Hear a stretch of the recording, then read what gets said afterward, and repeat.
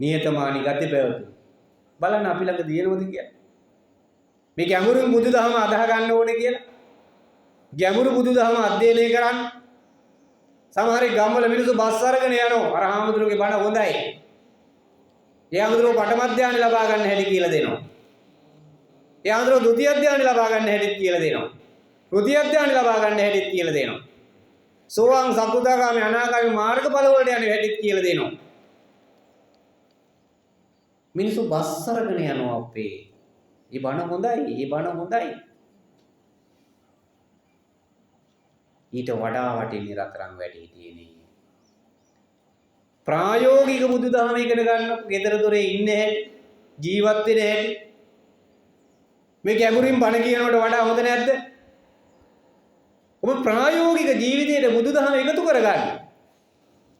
ගෙදර දොරේ ඉන්නකොට මිනිස්සුත් එක්ක කරුණාවෙන්, දයාවෙන්, මෛත්‍රියෙන් වැඩ කටයුතු කරා. අන්න හොඳ ගතිය.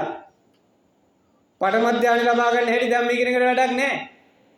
එහෙම ඉගෙන ගන්න පිරිසක් ඉන්නවා. තම සීමිත පිරිසක් රට ඇතුලේ. ගොඩාක් මිනිස්සු අර කෝවක ගති පැවතුම්, ඊර්ෂ්‍යා, වෛරය, මේ නපුරු අදහස් වලින් තමන්ගේ මුළු ජීවිතයම පුරවගෙන ඒත් බණහන් යන රට වටේ. ගමේ පන්සලේ මලක් වහනක් පූජා කරන්න එන්නේ නැහැ. සමහර මිනිස්සු රට වටේ යන ඒ උනාට බණහන්. බොරුවට ඒ මිනිස්සුගේ අධ්‍යාත්මික පැත්තේ දියුණුවක් තියෙන්න බෑ. කොයිල් දීපංකරේ ගියත් කවන්නේ.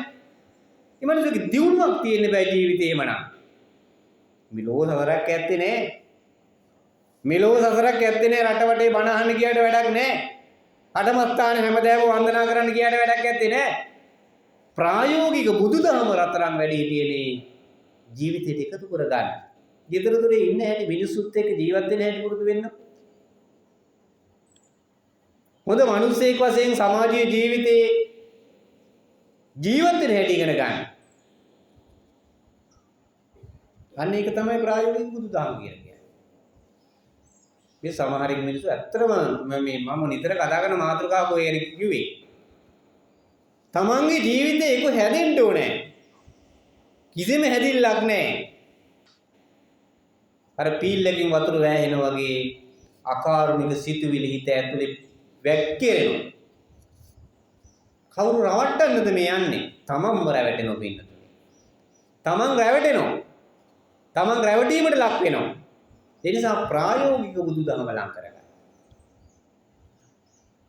සමහරෙක් මිනිස්සු අම්මා තාත්තටත් ඒ වගේ. අම්මා තාත්තට සලකන්නේ නැහැ. කිසි උදව්වක් කරන්නේ නැහැ. ඒ වලට බණ අහන්න නම් යනවා. බණ අහන්න නම් යනවා.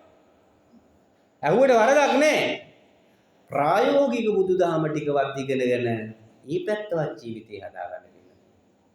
මාතා සස්රු කම්ම හැතිරියක් වෙන්නේ. පිතා වෛරී, පියතුමා වෛරකාරයෙක් බවට පත් වෙන්නේ. ඒ දරුවට යේන බාලෝන පාටිතා. ඒ දරුවට විධිමත් අධ්‍යාපනයක් ලබා ගන්න. ඒ විධිමත් අධ්‍යාපනය තුළ ගුණධර්ම නැමැති අධ්‍යාපනය පින්නතුනේ පෙන්නනවා. ගුණධර්ම නැමැති අධ්‍යාපනය. දැන් බලන්න අද බිහි වෙන දරුවෝ රොබෝවරු වගේ. රොබෝවරු වගේ.